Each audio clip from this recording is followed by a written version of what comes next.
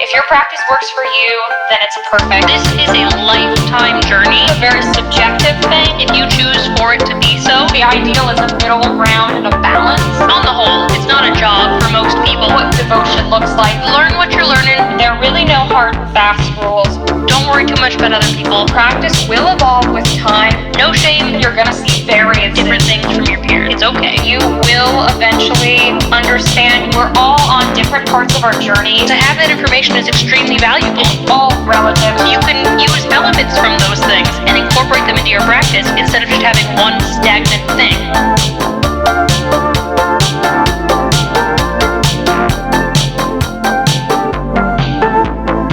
I am Georgina. I'm Nike. You are listening to Occultism with a Side of Salt. Hello, this is Georgina. And this is Nike. And you are listening to Occultism with a Side of Salt. In this week's episode, we're going to talk about one of my favorite things, because anyone who follows me knows that I read all the time. We're talking about books and how to read good books. I think when you get into the community, something that you're told a lot and emphasized a lot is reading and getting occult books or witchcraft books or whatever tradition you're in and reading regularly. However, there is a big thing that we forget when we just tell people to read without telling them what to read. It's that the hard truth is not all occult books are the same. Just because something is published, that doesn't mean it's correct. And just because something has been cited by someone before, does not necessarily mean it's great. So we wanted to make this episode talking all about our relationship with books as a community, how to vet books, the problem with a lot of book reviews that you're going to see online, how to save money on books and how to afford them more, and kind of like book pricing. A big thing that we don't talk about much, but is very, very present in kind of the online community, which is piracy, and sort of our relationship as a community to pirating books. And then we're going to sort of just talk about books that we like and our suggestions for finding better books, because just because something's published, that doesn't inherently mean it's good. Yeah, so I think the first thing to sort of look at is, are all books good? And if not, how do you tell if they are good or not? Because I'm sure we've all seen or heard, and if you've listened to this podcast for any amount of time, you'll know I have said on this podcast that some books are hot trash. They're just garbage and not worth any money. And so I don't think we often talk necessarily about the nitty-gritty details about how to tell if a book is good or not. But I always go back to like high school and college English teachers talking about like when you're writing your essays and vetting your sources and what sources are good ones to look at versus bad, tracing back through their bibliographies. Like those are some of the ways that I go. And a lot of it goes down to like cross-referencing the information and looking at what sources they are using for their information. Because, you know, a bibliography is really important, but just because they have one also does not mean it's good, because if their bibliography is full of other really bad books, it's not going to be any better. So for me, it starts with like looking at the sources, and I like when sources go back to more ancient texts personally, especially when it comes to stuff that we can trace back to ancient times, astrology being one of the big ones for me. You know, one of the books that I've been reading recently, which is Chris Brennan's Hellenistic Astrology, it sources ancient texts from ancient Greece and from places that, you know, we would have looked at back then. And so not only is it sourcing more modern stuff, but it's also going back to the actual source. So for me, that's a big thing that I like to look at, but you know, there are concepts that we can't necessarily do that with all of the time. Yeah, well, I think a sort of rebuttal people are going to come up with when it comes to sourcing with occult books is that spirituality is largely unverified personal gnosis and opinion. And putting that type of stuff into a book is okay. It's fine if a book includes the writer's personal practice or gnosis or opinions. However, they need to specify that. Because we talk about unverified personal gnosis quite a bit on this podcast, and then people are like, well, then what's verified gnosis? Verified gnosis is more or less just things that people generally agree on or has had a lot of discussion about it. So when we talk about why things need to be cited is because a lot of these books are talking about traditions that existed before the writer's personal practice did. Like, say someone's writing a book on Thelema, right? They're going to want to talk about the history of Thelema and other people's practices. And then if they wanted to add their own practices or their own opinions, that's great. They just need to say that it's their opinions. I don't think there's anything wrong with putting unverified personal gnosis in a book, just say that that's what it is. I think the issue with that and why we sort of stress bibliographies in the occult community is that some people have, in the past in our community, passed off their original stuff as much older than it is, right? And that's an issue because people need to know where their information is coming from. So it's just about transparency, and that's why bibliographies are so important. Also, a good thing with looking at a bibliography, and I learned this technique from Temperance Alden because I used to not really check bibliographies when I looked at occult books, is if you look at that before you read it, you can look through the list of books that they source, and if they source things that you don't agree with or traditions that you don't connect with, then you can pretty immediately say that I'm probably not going to want to read this, right? Like, let's say I'm a Solomonic magician, right? For thought experiment. And I look at the bibliography of a book and it's all like Scott Cunningham, Buckland, like Wiccan writers. Probably not going to want to read that book, just because my practice, theoretically, as a Solomonic magician is not going to align with that. So I want to give that big caveat when we talk about like sources and bibliographies, because people can totally make a case that this is all opinion and UPG, but when it comes to things like histories and other practices, or including practices from, say, a certain order or a certain group or a certain tradition besides themselves as individuals, that's why the bibliography is important. It's just that transparency and that clearness for the reader. Right, and I think we can see a lot of this, especially in, I'm going to go with the example of religious texts, because the reason that, so to back up a little bit, a lot of what we practice now when it comes to any of the religious practices that get mixed into witchcraft and occultism, they come from reconstructing ancient religions. So they're not going to be exactly the same, but we do have source texts. And so we have, for example, with Hellenistic paganism, we have the PGM, and that is a thing that we can source from. It's you know, for me, it's going to be a difference of, are you sourcing your Hellenistic paganism from the PGM, or are you sourcing it from Percy Jackson? And, you know, that sounds ridiculous, but I know people that legitimately read Percy Jackson novels and then thought that's exactly what all the Greek gods are like. This is their personality. This is what they look like. This is how they act. And they thought that that was like historical. And a lot of people had to come out and be like, no, it's a fiction book. What are you talking about? It's not real. Like, it's not based on... It's basically just like names alone. So like the sources for religious texts are going to be really, really important. And the further back a topic can go, the better. Even, you know, like herbalism, we can look at folklore and how that has been for thousands of years in some cases. We can look at how certain things were treated and regarded, why they did that. You can mix it in with science. I think one of the highest praises I can give a book is if they cite scientific sources, especially when it comes to some of that stuff. So like what they source, definitely gonna be super, super important. Now, there is an area where it starts to get hazy with well-regarded authors that don't have bibliographies. And I'm gonna point to Buckland. Now, I actually like Buckland's work quite a bit. I don't necessarily agree with all of it, but his Big Blue Book, as we call it, I have to find the exact title. I think it's like Buckland's Book of Witchcraft or something. That one doesn't have a bibliography. In fact, in the back, not only does it not have a bibliography, he only ever cites either his own work, referencing his own stuff that he's written in the past, or at the back of the book, instead of a bibliography, is selling other books, I believe from the same publishing company. Like it has prices for like Cunningham books and his books. So that for me, usually I don't love pushing people towards first, just because, you know, if they're really, really new, they're not going to think to like double check what he's saying. But in his Book of Spirit Communications, he does have a bibliography, and it's quite extensive. It has a lot of stuff in there. So, you know, you can see exactly what he's citing from and where he's looking to. And it's a lot easier to sort of vet the information that he's bringing you in that one versus in his Big Blue Book. And he's very well regarded, but his biggest, I would argue the biggest book that he's most well known for, straight up just doesn't have a bibliography. Whereas like Scott Cunningham does. I'm going to disagree with you. Most modern paganism is really inaccurate to ancient paganism.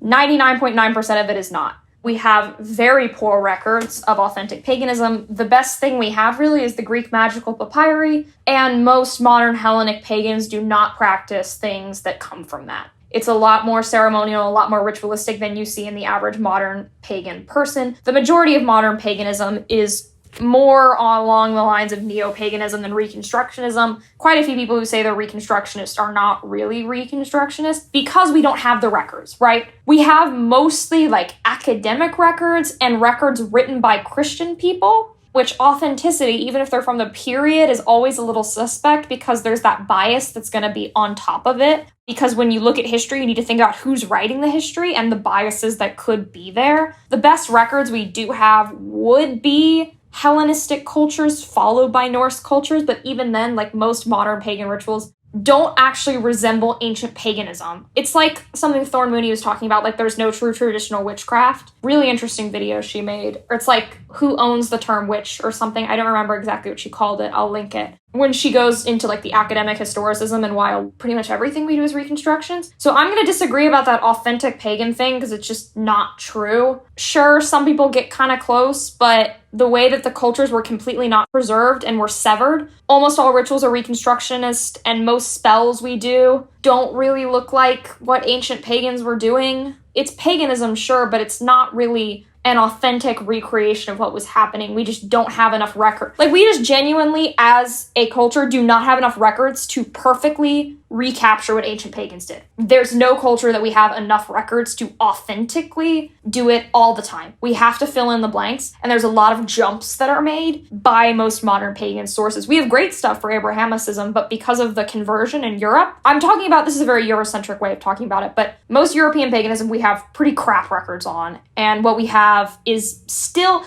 sure, we have some, like with the PGM, but that's nothing compared to like an Abrahamic canon, or how much we have in like countries like where, like parts of Africa where it's genuinely been preserved.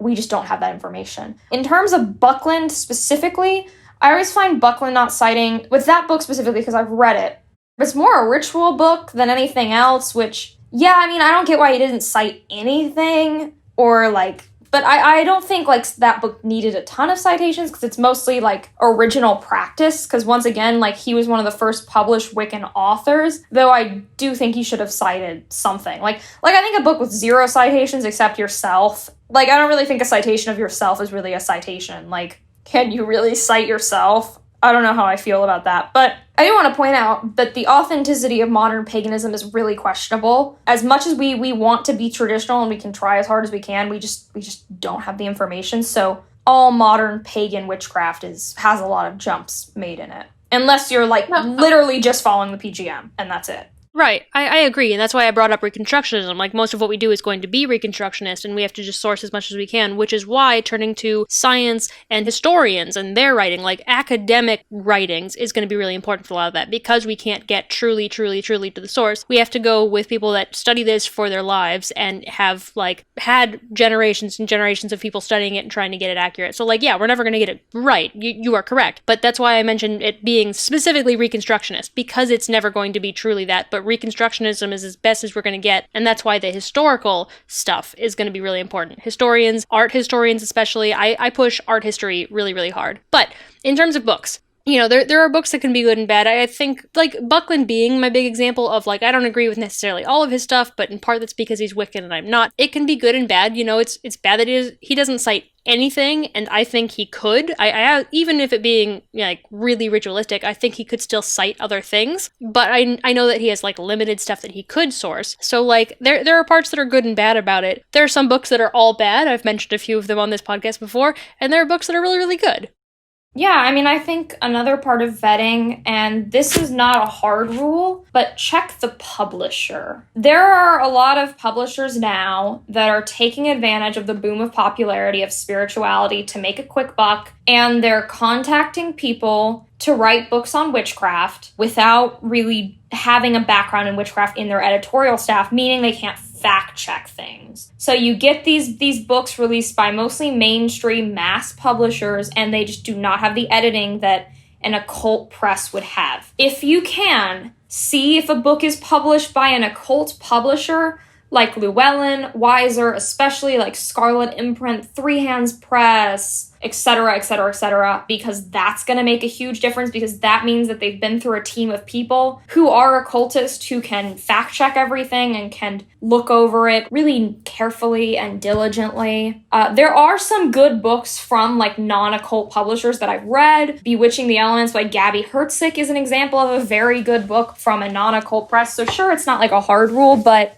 a good way to immediately vet things is to check the publisher And if they're a mainstream publisher, check if they have other occult books or who the authors on their like list are, because if it's from a no-name publisher and you only find it on Amazon, that's something to be really, really suspicious of. Self-published can go either way. If something's self-published, just research the author, because most occult authors have social media and have an online presence, and so you can see if they're actually involved in the community. Because someone who is involved in the community and has gone to events and has a social media presence, you can vet them by that. You can literally look through their Twitter timeline and be like, are they saying bullshit all the time? Or are they talking about completely non-related stuff and it just seems like they were given this book by a team of ghostwriters?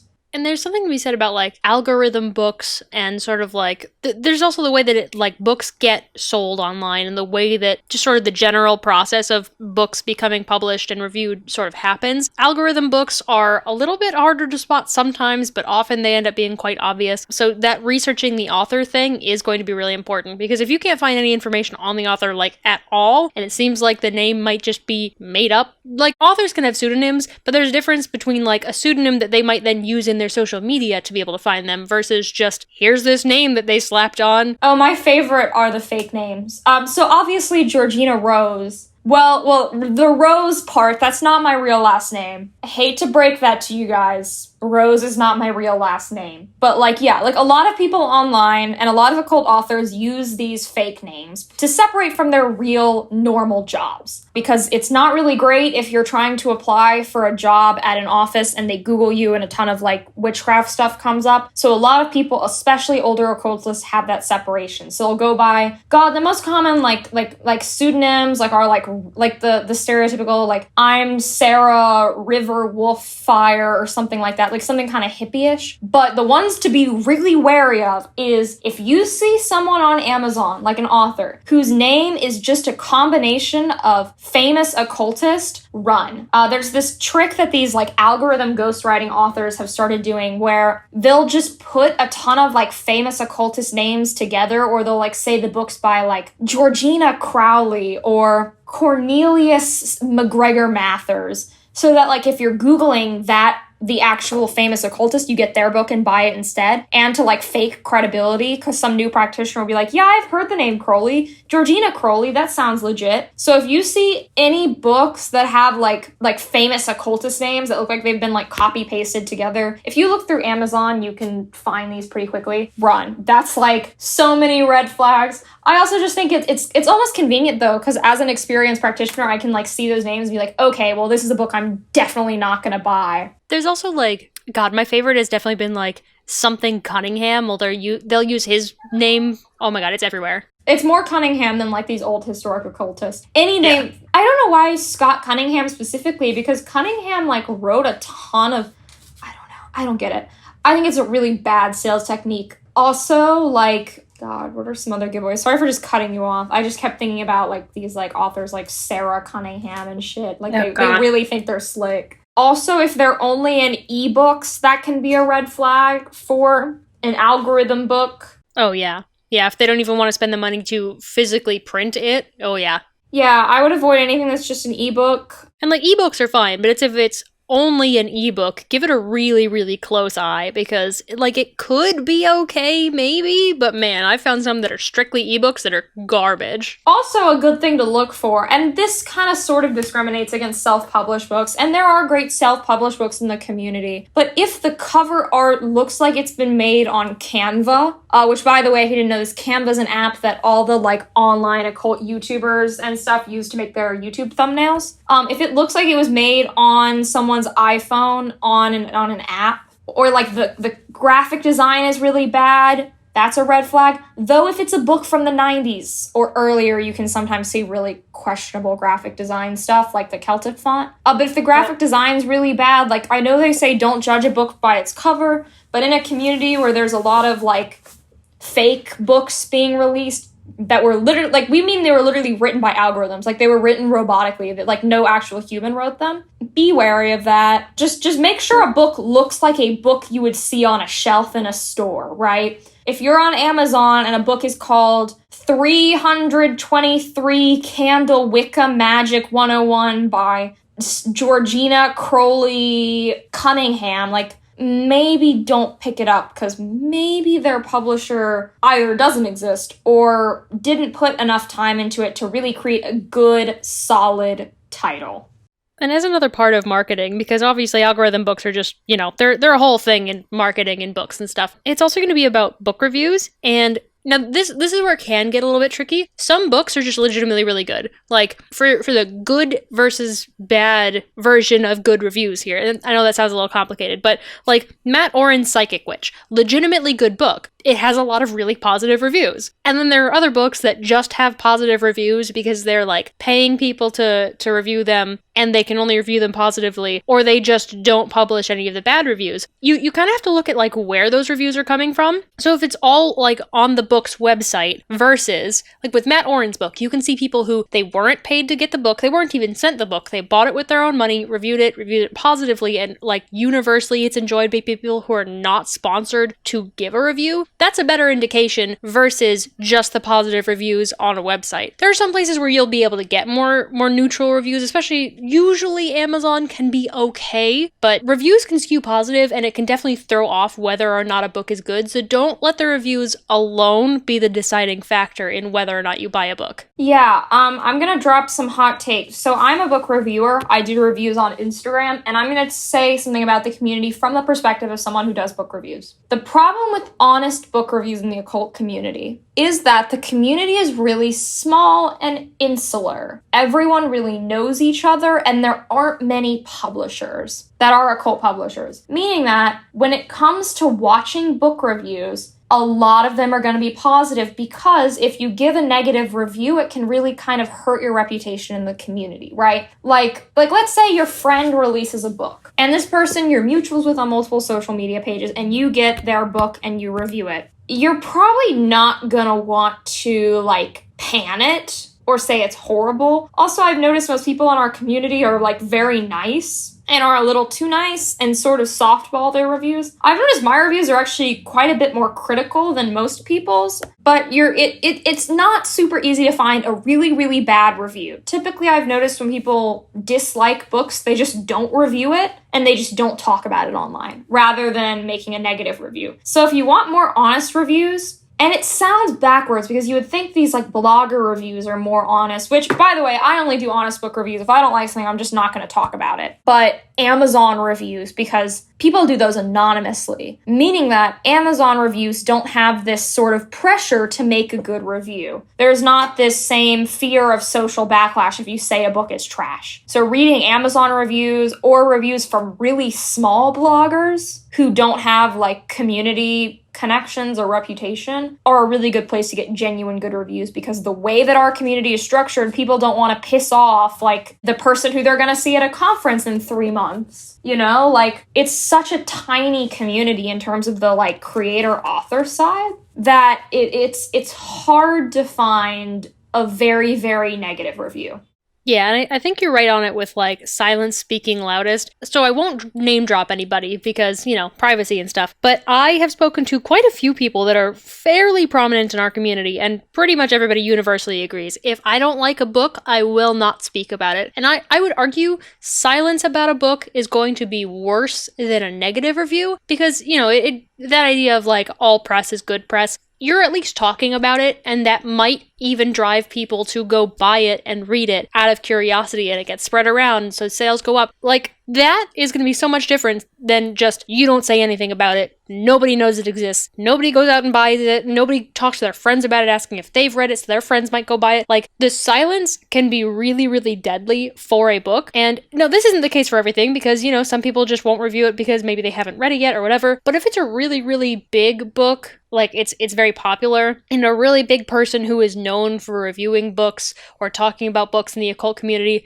doesn't talk about it, that can be a good indication that it's probably not the best, or it's at the very least not something that they personally hold in very high regard. Yeah, if something hasn't been discussed in a community or you don't see people posting pictures of it, that's not a good sign. And now I think that brings us to sort of the second half of this podcast episode where we talk about our community's relationship with books rather than like how to know if a book is good. Because I think we've covered most ground of like how to not buy a shitty algorithm book that's just going to give basic Wicca instructions that you could have found through a Google search. I think we've covered that more or less. And I wanted to talk about how to save money on books. As the ceremonial magician out of the host, something that people notice when they start following me is that a lot of ceremonial magic books cost quite a bit more than witchcraft books. There's definitely a price jump when you start looking into more obscure parts of the occult community. Like a book from Llewellyn that you get off of Amazon is going to be like $15, and then a book you have to order directly from Scarlet Imprint in Europe, once you factor in shipping, is going to be like $30 to $40. And that's a jump. And so I wanted to talk about how to save money, because I think when people start looking into more advanced, especially more advanced books, once you start getting into stuff like Three Hands Press, where like there's like a pretty substantial price jump, because Three Hands Press books like start at like 30 and then go to like 70 something. And once you kind of get beyond the super beginner stuff, like books can add up, especially if you're like reading at the rate that I do, where you read like a book a week. I wanted to talk about just how to save money, because I think that's really important and something that isn't addressed a lot, because as you start to read and as you get really deep into the occult and you want to read about all these subjects, that can get costly. Yeah, and I'll actually, I'll bring up my Amazon book wish list because I have quite a few books. Because I'm a college student and I don't have a lot of money, I have to be very careful about how much I buy, what I buy, how often, etc. And there's actually one that's a pretty good way of showing. So just purely like getting one book at a time. There are different ways that you can get them. There's ebooks, obviously. There's paperbacks and hardcovers and whatnot. So there's one book that I'm looking at. It's called Circle for Hecate, Volume 1, History and Mythology. The Kindle price or the ebook price is $7. The paperback price is $24. And so it's nearly 4 times the price just to go from a digital to a physical version. And so if I'm looking at books, the very first thing I'm going to consider is a digital version. Now there's also other ways to save with things like Kindle Unlimited, which is a subscription service, and it allows you to get some books for free, and it also gives you access to like buy books for much cheaper as ebooks. I have an Amazon Fire tablet, so I read them on that, and I can access like Amazon and Kindle Unlimited and stuff directly through that, but it is a subscription service. But with Kindle Unlimited, you can get these books and get a couple at a time, and that way if you are somebody who reads as much as Georgina or I do, it can be a really good value. There's also like book subscription services. Obviously there's like, Kindle, there's audiobooks. Oh god, is it Audible? Yes. I think the best, if you're going to look at a book subscription, because I had a Kindle Unlimited subscription, I don't listen to audiobooks, I can't stand them, so I don't know that, but I do think the best online book subscription is Scribd. Agree. Scribd is like 10 a month, and it has almost every Llewellyn and Weiser book, which are 2 of the biggest occult publishers. They don't have like the super recent releases, but they have like every Lon Milo Duquette book. They have a bunch of like A.E. Waite's books. They have a ton of Crowley. I think if you're gonna get a book subscription service, go for Scribd. The layout isn't as nice as like Kindle Unlimited, but like their selection for occult books is really, really good. And if I didn't have a Scribd subscription, my amount of money I'd spend on books would be a lot higher. Because of Scribd, I don't have to go to like my local shop and buy books by, say, Lon Milo Duquette, because Scribd has all of them. So if you are interested in getting a book subscription software, I don't think any other one competes with Scribd in the occult category. Scribd doesn't have as much like fiction books or like fun books to read. Like Kindle Unlimited is definitely better for that. But for saving money on occult books, I don't think anything compares to Scribd. I really suggest it. I agree with a very, very slight caveat, because I love Scribd. It is amazing. But if you read, I'll say maybe too much, it can quickly become sort of gated, because it only lets you read so much just so that you don't overrun and get essentially more than they feel that their service is worth. So they'll like gatekeep books behind time limits. So if you've read, 8 books this month, I don't know what the actual number is, but if you've read 8 books this month, the other ones you want to read might be, gated until the next payment cycle goes through. So if you read a lot, I would say maybe go more for Kindle Unlimited. That way you can go through those books and you don't have to worry about that. But if you only do a couple, like 5 or less in a month, because even that can still be a lot, that would definitely be the service for you. They absolutely have a lot of occult books. And surprisingly, many of them have audiobooks that I didn't realize had audio versions of those books. And so like the way that I consume them is often listening to them in the audiobook format while I'm working. And that works really, really well for me. It also then keeps me at that gatekeeping limit because audiobooks go really, really fast. I listen to them on a higher speed, usually like 1.5 because I'm a maniac. So I get through books really, really fast and I end up sort of hitting that gateway. So I have to sort of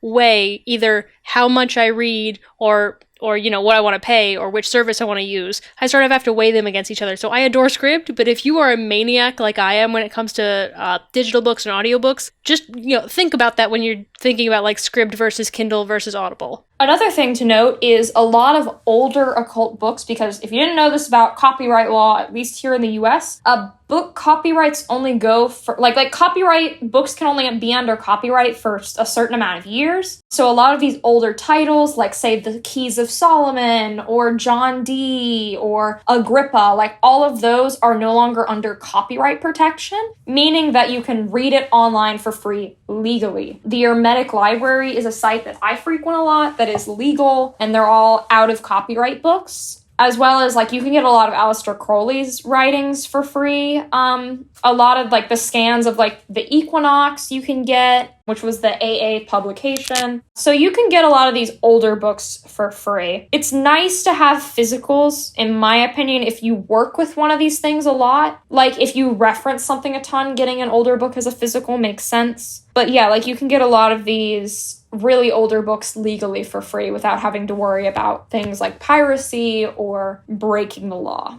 Yeah, and we'll link some of these resources too, because there's a couple of links of free legal resources online that we can link to for you guys. So check the description of whatever service you're using to listen to this, because we can definitely like list them for you. But then, you know, we also hit up into this area with piracy and illegal books or books that have been scanned illegally or ripped illegally. It's a hard discussion to have, right? Because, like, it's theft. It just is. Like, getting illegal PDFs is theft, even though we don't really think of it that way just because of, like, how easy it can be. But I think we really need to think about the impact. So just number one, the impact of it being like a legal issue. But number two, how you're impacting the authors, because our community is really small. And especially for like us, it doesn't take long to, you know, make a relationship with some of these creators. Like Matt Oren is really, really involved in his community. Devin Hunter, same thing. Gabby Herzick, Temperance Alden. Like a lot of these people that write these books are active members of the community. Like we sort of forget sometimes that authors are real people, and most of these authors are not, you know, J.K. Rowling making millions of dollars on her books. You know, they're just regular people, and it's an income for them, sure. And when you download it illegally, every time you or your friends do that, every time you spread the PDF around, it takes money directly away from that creator and makes it less likely that they will ever produce anything ever again. Because if it's not profitable for them to be able to do that, it's a lot less easy to convince them to do another thing basically for free because everyone's going to pirate it. Yeah, I mean, I think a big myth in our community, and something that I've seen online, is thinking that these writers are like super rich, or like Llewellyn and Weiser, because they're the two biggest occult publishers, are like worth a ton of money or something. They're just straight up not. In the grand scheme of things, compared to like HarperCollins or something, these publishers are tiny. They're teensy. They're not big. They're not bringing in like massive stacks. Pagan authors do not, most of them at least, like I was watching Thor Mooney, and she doesn't make a full income off of selling her book. And her book did really well when it came out, if I remember correctly. Her book is also great. Like, these people are not making much. If someone is, like, you see these professional occultists online, but it's really hard to be a professional occultist. You have to really kind of cut into your living expenses. It's not super profitable to write these books. These authors are not filthy rich. They're just not. Like, especially when you get into more niche titles, right? Like, not that many people are buying them. And so it's something that we need to think about. Like, it's essentially stealing from a small artist is what you're doing. And I think we should just be really careful. You can make a bit of an argument for, like, if the author's dead. Like, I've seen a lot of people make that case. I'm only okay with it if the author's dead. Even then, that's still hurting the publisher. But that I do feel like is a different conversation. But yeah, like it's art theft from a small creator. And when you support these big online piracy websites, you're really hurting creators. As well as something to keep in mind, if you are someone who doesn't care that you're taking away from artists, is that a lot of these books are devotionals to specific gods. A lot of pagan authors, when they write their book, they do it as a devotional to X deity, right? When they make their book, they do it in honor of a deity. And that means when you pirate their book, you're pissing off their deity, and that's not a good look. I know some people claim they put trigger hexes in their books, which is essentially like when you pirate it, it does a tiny hex on you. So if you're really scared of that, that's something to be mindful of. It's just, it's if you're gonna steal from any author, stealing from a witch is maybe not the best idea. I personally don't really want to be hexed over a book it's only going to take me 2 hours to read that I could have spent $10 on. Don't really think that's a fair trade. So just be mindful and think about the repercussions, as well as like some pagan authors have quit writing because of the amount of piracy in our community. They're full like Discord servers that have like thousands of members that distribute PDFs. Yeah, it's huge. Piracy is massive in the occult community. Like a book can be out for 2 months and someone's already scanned it. I've even heard of people, like Matt Oren tweeted about this, about his book Psychic Witch, that people were selling illegal PDFs of his book. Like, people were selling links to the PDF. Like, that's ridiculous. If you're paying a little bit, you may as well pay the full price. And I know that books can be too expensive for people who are new, or if you're in the broom closet, you can't have physical books. That's why you can get a subscription like Scribd. Just get a subscription. Or read free books on the Urbanic Library or Sacred Text. Like, there are, like, free legal books you can read. You can make things work for your situation. You can buy ebooks. You can listen to audiobooks. You can get an Audible subscription. There are a lot of ways to work around either not having physical books or being on a budget. Do you have sirens going by the way? Yes, there was, I think, a fire in my neighborhood earlier today. Oh boy. Yeah, there's a lot happening here. I don't really know what's going on. I'm gonna make sure my window's closed. Alright, well, if our listeners hear any of that, ignore the sirens, please. It's the police coming for all those who have pirated books. Please, like, keep that in. Yeah, that's what's happening. I mean, I don't really think anyone's gonna arrest you if you pirate a book, but it does hurt the community. It totally hurts the community. If you care about the community, you probably wouldn't pirate a ton. If you've pirated in the past, like, just don't do it in the future. Like, I don't think you should just sit with guilt about it, but it is art theft, and it's not cool. Now, this is where, like, once again, the demographic difference between our two audiences is going to make a slight difference, I think. And I don't know how, like, the ceremonial community feels about piracy, or how often or how much of a problem it is, because, like, your demographic tends to skew into older people, like, people that are older than mine, which may be closer to 18, maybe some teenagers, young early 20s. I know that yours skews older and yours skews male, so the likelihood of having money is a little bit higher for your audience. That's right. How does it feel, audience who listen to the podcast because of me? You've officially been designated an old man. Yes, every one of you is old men. Yes, you're now an old man. I don't care if you're 20. If you came to the podcast because of me rather than Nike, you're an old man now. You're also rich. Congratulations. But I just don't know how much of an issue it is. But I know that with my community, the argument I hear a lot is, and granted, this is going to be a stereotype, but it's because I've seen this stereotype a lot. It tends to be mostly from 15-ish years old, 15, 16, people that are teenagers that say, I don't have any money because I'm a teenager, so how am I supposed to do witchcraft if I can't afford all these books? Well, number one, we're giving you links to free things, but number two, it's going to sound really, really harsh. That's not our problem. Like, I don't know how to say it nicely. It's not our fault that you're a teenager with no money.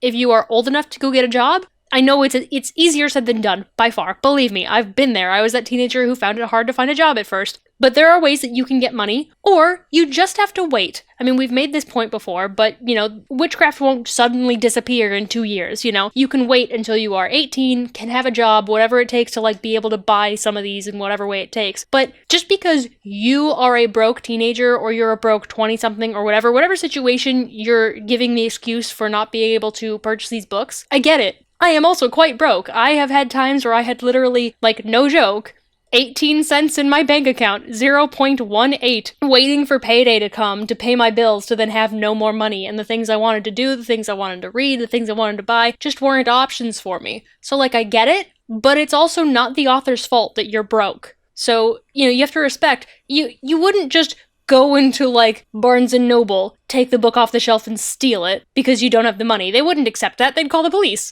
And like, just because police aren't going to come to your house for you pirating doesn't mean that you're not actively doing harm. You can wait a little while to find one of these cheap options to get like Scribd or Kindle Unlimited. I think like Scribd is $8 a month. I'm going to give advice to teenagers listening to this who have this excuse. Go and mow your neighbor's lawn. Go and do it. And then buy a Scribd subscription with your lawnmower money. Mowing someone's lawn will make you like $20. That covers your Scribd subscription. Plus, you have $10 to buy a eyeliner from Walgreens with. It's not. And some of these. It's not hard to make trials. Look, it's not hard to make $10 a month. No, it's true. And like some of these subscription things like Scribd do give free trials. Like there are ways that you can get free access to these things. It's for a limited time. Yes, it's true. But you can do it. Like, I use the Scribd free trial. I believe Audible gives you some books, like, they give you a 1 or 2 book free trial, something like that. I think Kindle Unlimited has a free trial period as well. Like, there are ways that you can sort of cheese the system that is in place for you to be able to get free access to these things for a little while. So if you are just desperate for, like, 2 or 3 specific books, do the Scribd free trial. Don't make excuses when there are ways for you to do it, and there are free websites out there with legal PDFs of stuff that you can reference and read. Not only that, how many free videos on YouTube are there? How many people are there doing blogs and all these other things that are free for you online? Like, you have access to the information, so you trying to say that you don't have the money and therefore you must pirate is just bullshit. Also, reading ancient texts like the PGM or like Crowley Crowley isn't ancient, but a lot of the stuff isn't under copyright. Or like all these like the Sefer Yetzirah or the Zohar or something like that's older, that is completely legal, or like Abram. Like those are higher quality books than a lot of these like cheap mainstream mass publisher books that weren't even written by witches. They're like way better books and they're free and legal. I don't think there's a lot of like, I used to be a little bit more favorable towards piracy. I was like, yeah, I get it. But now I'm like there's so many resources online that it just is, it's selfish to hurt authors, because like I've heard of authors literally pulling all their books off of the shelves and refusing to write new books because they were so hurt by the piracy that happened against them. There's a ton of resources, and I know we say books are better than blogs, but there are some great bloggers out there that rival published books. Like Thelemic Union has some really great stuff. A lot of published authors have blogs. Like I know Matt Oren has a blog. Cindy Brennan has a blog called Keeping Her Keys that has a lot of material that rivals what's in her actual book. You can just read blogs of published authors or pick up like magazines like This Witch or Veneficia, because those are typically a little cheaper. There's a lot of ways to work around money and make things work for your situation. Piracy is just, it's bad. And I know a ton of people are going to listen to this and be annoyed that we're against it and quote the open access manifesto in the comments and all that, which, okay, we can't stop you. We just wanted to explain why authors are so kind of offended when people pirate their books, because they're really not making that much money off of them, and it's more a labor of love than anything else. So yeah, that's our spiel about parenting all of you children on the internet. And maybe you'll hate us and dislike the video. It still bumps us up in the algorithm, so go ahead, downvote if you think we're oppressing you by saying you can't go to Occult Server Library and pirate books. Smash that down button. Smash that dislike button. It fuels us further in the algorithm. It helps us in the algorithm. Your hate comments help.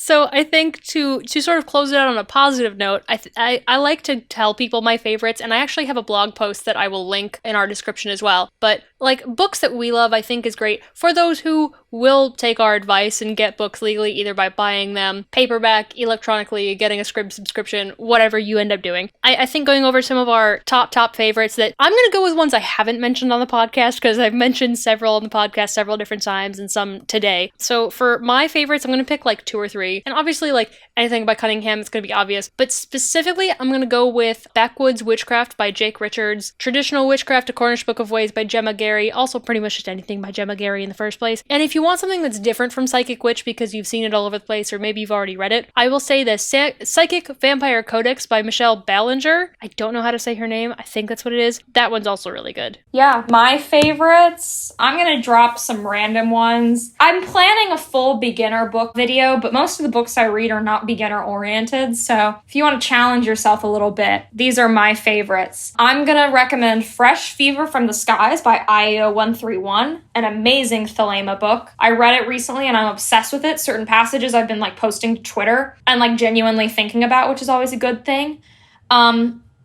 I love The Black Arts by Richard Cavendish. It's the book that made me fall in love with the occult. It has such a special place in my heart. Anything by Aleister Crowley I pretty much like, but his book 4 is probably the most important thing he ever wrote. You can read that legally online. It's on the Hermetic Library. There you go. Free. I really love Holy Daemon by Frater Asher. That's a Scarlet Imprint book. I really love The Sacred Magic of Abram the Mage. That's a grimoire by Abraham of Brahms, but Samuel McGregor Mathers did translation. That is also for free. It's on Sacred Text. You don't need to pay for that either. I have a physical copy because I reference it a lot. In terms of more digestible content that's not going to make you want to hit your head against a desk while you're reading it, Traditional Witchcraft by Thorne Mooney is great. Living Thelema by David Shoemaker is very good. And I'm going to give a nice, fun one as my last one that's less about education and more about, like, you'll read it and you'll be so inspired to do witchcraft and magic, you'll like want to do a spell right now, and it's what I always read when I need to pick me up, and that would be Apocalyptic Witchcraft by Peter Gray. It's about like the root and the kind of core of witchcraft and what witchcraft is, and after reading it you'll want to like get naked and burn a village down. If you're ever having a lull, read that and it'll make you want to burn the world down. So this has been Georgina. I'm Dot Darling on YouTube, Twitter, TikTok, Instagram, and Patreon. And I'm Nike. You can find me at Warrior Witch Nike pretty much everywhere. I also have a website. It's warriorwitchnike.com, super simple, or Warrior Witch N on Twitter, because the naming convention's too long, because I'm really smart. And this has been Occultism with a Side of Salt.